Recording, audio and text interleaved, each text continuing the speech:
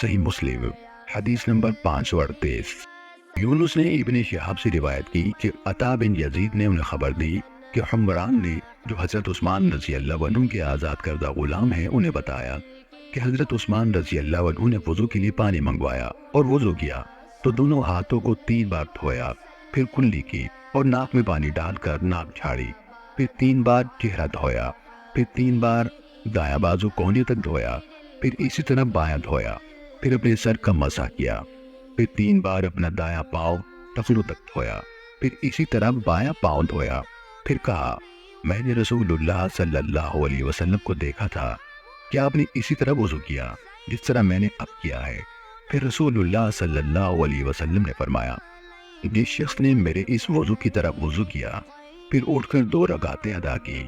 ان دونوں کے دوران میں اپنے آپ سے باتیں نہ کی، اس کے گزشتہ گناہ معاف کر دیے جائیں گے۔ ابن شہاب نے کہا، ہمارے علماء یعنی تابعین کہا کرتے تھے کہ یہ کامل ترین وضو ہے جو کوئی انسان نماز کے لیے کرتا ہے۔